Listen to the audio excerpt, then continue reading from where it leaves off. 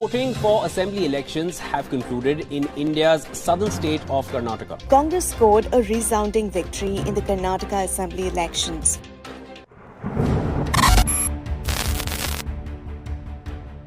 अब लोग धर्म, जाति और हिंसा इसके चक्कर में नहीं पड़ने वाले। पीएम मोदी का मैजिक खत्म हो चुका है और ये मेरी राय नहीं है, बल्कि हाल ही में बीजेपी छोड़कर कांग्रेस में शामिल हुए छत्तीसगढ़ के फॉर्मर लोकसभा और राज्यसभा मेंबर, इनका कहना है धमाकेदार जीत और 4 दिन के इंटरनल डिस्कशन के बाद फाइनली सिद्धारमैया के नेतृत्व में कर्नाटक में कांग्रेस की सरकार बन चुकी है। इस साल बीजेपी के लिए कर्नाटक इलेक्शंस इतने इजी नहीं होने वाले, इस बात का अंदाजा पूरे देश को पहले ही लग चुका था। पर साउथ के अपने इकलौते राज्य में बीजेपी को क्लीन स्वाइप मिलेगा, ये एक्सपेक्टेड नहीं था। इस नतीजों से पूरे देश में एक मैसेज फैल गया है, even BJP is not invincible, उससे भी हराया जा सकता है, जिससे कांग्रेस का मोरल तो बूस्ट हुआ है और बीजेपी को भी कहीं ना कहीं झटका तो लगा है। शायद बीजेपी को ये भी रियलाइज हुआ है कि voters hold supreme authority in democracy, the very democracy that Rahul Gandhi claim to be collapsing in India during his UK visit. जनता कभी भी किसी को पावर में ला भी सकती है और पावर से हटा भी सकती है, और बीजेपी भी इसका एक्सेप्शन नहीं है। तो क्या इसे 2024 के इलेक्शंस में बीजेपी की हार की तरफ एक इशारा समझे, या फिर राहुल गांधी की भारत जोड़ो यात्रा का मैजिक? भारत जोड़ो यात्रा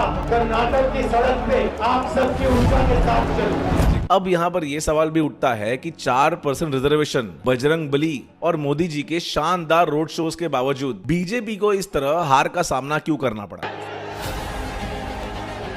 के पीछे ना 3 पॉसिबल रीजंस हो सकते हैं। Internal issues with BJP, Congress का स्ट्रॉन्ग इलेक्शन कैंपेन और उनका मैनिफेस्टो, तीसरा जजमेंट ऑफ एरर। चलो पहले बीजेपी के इंटरनल इश्यूज को समझते हैं। कांग्रेस की जीत का सबसे बड़ा कारण कर्नाटक में बीजेपी के इंटरनल इश्यूज ही है, और ये मैं इतना कॉन्फिडेंटली कैसे कह रहा हूँ ये आपको आगे समझ में आएगा। यूं तो कर्नाटक के बीजेपी इलेक्शंस में काफी इंटरनल इश्यूज थे, पर इनमें से ये 2 सबसे मेन इश्यूज थे। पहला था साइडलाइनिंग ऑफ प्रोमिनेंट लीडर्स। देखो, बीजेपी के लिए द्रविडियन स्टेट्स कभी आसान नहीं रहे हैं, पर कर्नाटक में बीजेपी को जो सक्सेस मिलती आई है उसमें लिंगायत कम्युनिटी का बहुत बड़ा योगदान है। ये एक ऐसी कम्युनिटी है जिनके कस्टम्स ट्रेडिशनल हिंदू से डिफर करते हैं, और लिंगायत कम्युनिटी कर्नाटक की टोटल पॉपुलेशन का लगभग 17% है, जिनके पॉपुलर लीडर है बीएस येदुरप्पा। इन्होंने 2008 में बीजेपी को पहली जीत दिलवाई थी, मगर उन्हें अपना टेन्योर पूरा नहीं करने दिया गया, बल्कि सीएम 3 बार बदले गए, जिसका जवाब जनता ने अगले चुनाव में कांग्रेस को सत्ता में लाकर दे दिया। और फिर वही गेम 2021 से 19 के बीच खेला गया और फिर से जनता ने कांग्रेस को सत्ता सौंप दी। यही नहीं तो और 2 प्रोमिनेंट लिंगायत लीडर्स जगदीश शेट्टर और लक्ष्मण सावड़ी, इनका भी बीजेपी से नाराज होकर कांग्रेस में चले जाना बीजेपी के लिए एक बहुत बड़ा झटका था, जिसका असर साफ तौर पर बीजेपी को इलेक्शंस में देखने मिला। जहां पर कांग्रेस के 47 लिंगायत सीट्स में से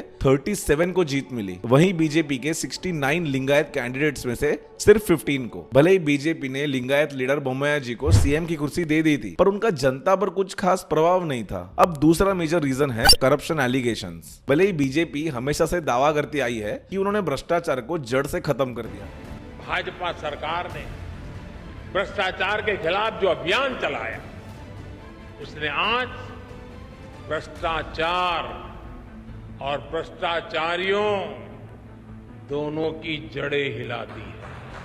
मगर कर्नाटक में उनकी अपनी सरकार पर लगे करप्शन एलिगेशंस और कांग्रेस का उन एलिगेशंस पर सीधा अटैक करना बीजेपी की हार का सिग्निफिकेंट रीजन बना। कांग्रेस तो 40% सरकार और पेसीएम जैसे मुद्दों को लेकर बीजेपी को बार बार घेरती रही, जिसका कांग्रेस को ऑब्वियसली एक बहुत अच्छा रिजल्ट मिला। अब समझते हैं कांग्रेस का स्ट्रॉन्ग इलेक्शन कैंपेन और उनका मैनिफेस्टो। देखो, कर्नाटक में कांग्रेस की जीत सिर्फ कांग्रेस की जीत है, इसे बीजेपी की हार नहीं समझना चाहिए। ये मैं इसीलिए कह रहा हूं कि कांग्रेस की जीत का सबसे अहम कारण ये भी है कि कांग्रेस जनता के सामने ऐसे वेलफेयर स्कीम्स और डेवलपमेंट प्लान्स लेकर गई जिनने पब्लिक को यह भरोसा दिलवाया कि इस बार कांग्रेस के पास सच में कुछ प्लान्स है, और जनता ने इन स्कीम्स को पसंद भी किया। जैसे गृहलक्ष्मी स्कीम, जिसके तहत हर female head of household को मंथली 2000 मिलेंगे। वहीं युवा निधि स्कीम के तहत अनएम्प्लॉयड ग्रेजुएट्स और डिप्लोमा होल्डर्स को रिस्पेक्टिवली 3000 और 1500 मंथली दिए जाएंगे। ट्विन की एक रिपोर्ट के मुताबिक 44% of women voters supported Congress, which was 11% more than BJP. Successful execution of these plans remains to be seen, yet they have undoubtedly contributed to party's success in elections. चलो अब समझते हैं कि वो error of judgment क्या था। देखो किसी भी पॉलिटिक्स में ना error of judgment काफी इंपॉर्टेंट होता है। ये एक ऐसी चीज है जो किसी भी पार्टी को अर्श से वापस फर्श तक पहुंचा सकती है। जैसे इंदिरा गांधी के केस में इमरजेंसी ये एक एरर ऑफ जजमेंट था जिसने कांग्रेस को 1977 के इलेक्शन में हार दिलवाई और फिर मोरारजी देसाई मॉडर्न इंडिया के पहले नॉन कांग्रेस प्राइम मिनिस्टर बने।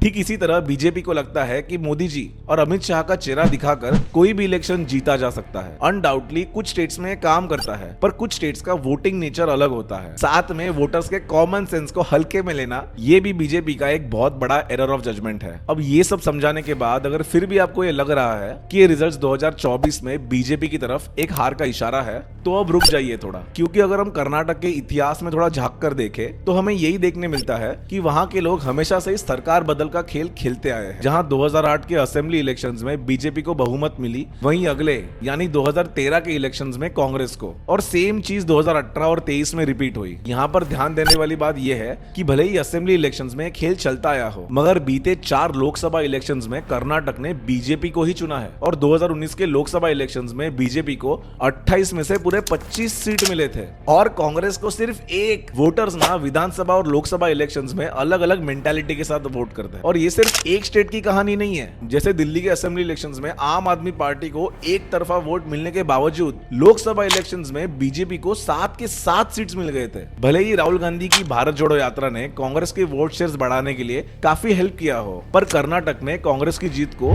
राहुल गांधी की पर्सनल विक्ट्री मानना ये गलत है, क्योंकि कांग्रेस का कर्नाटक में जीत का सबसे बड़ा रीजन था उनका क्षेत्रीय नेतृत्व होना और इलेक्शन कैंपेन्स में भी कांग्रेस ने अपने रीजनल लीडर्स को फ्रंट में रखा था, अनलाइक बीजेपी जिन्होंने केंद्रीय चेहरों को सामने रखा था। इंडियन पॉलिटिक्स में हिंदी हार्टलैंड बहुत मायने रखता है। इंडिया के इस मोस्ट पॉपुलस एरिया में बीजेपी की मजबूत पकड़ है, नॉट जस्ट बिकॉज यहाँ की most of population upper caste Hindu है, बल्कि बीजेपी की कई वेलफेयर स्कीम्स ने यहाँ पर करोड़ों लोगों को बेनिफिट दिया है, स्पेशली रूरल पॉपुलेशन को। फॉर एग्जाम्पल जल जीवन मिशन, जिसकी वजह से 2019 से लेकर 2021 के बीच टैप वाटर कनेक्शन वाली घरों की परसेंटेज 16.8 से बढ़कर 43.25% हो गई है। वहाँ पीएम आवास स्कीम के तहत अकेले यूपी में अभी तक 27 लाख घर बन चुके हैं, जिनके बेनिफिशियरीज केवल हिंदू और अपर कास्ट लोग नहीं है। हालांकि वेलफेयर स्कीम्स के बेनिफिशियरीज की पॉलिटिकल चॉइस हमेशा रूलिंग पार्टी होगी, ये नेसेसरी नहीं है, मगर पास्ट ट्रेंड्स की बात करें तो बीजेपी को इस एरिया में हमेशा लॉयल वोट मिला है, जिसका one of the main reasons यहाँ के वेलफेयर स्कीम्स ही है। Beyond Hindi heartland north east में भी बीजेपी की इमेंस पॉपुलैरिटी है।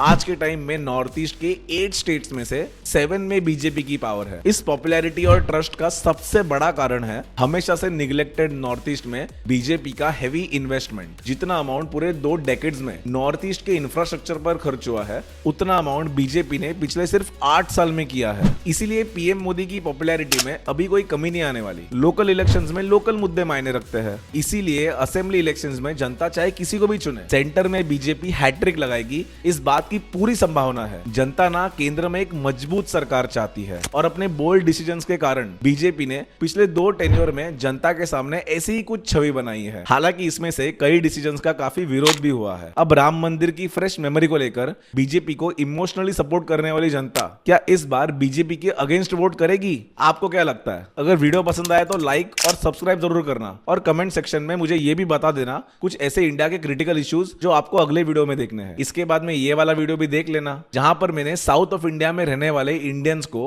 हिंदी स्पीकिंग लोग क्यों नहीं पसंद ये समझाया है।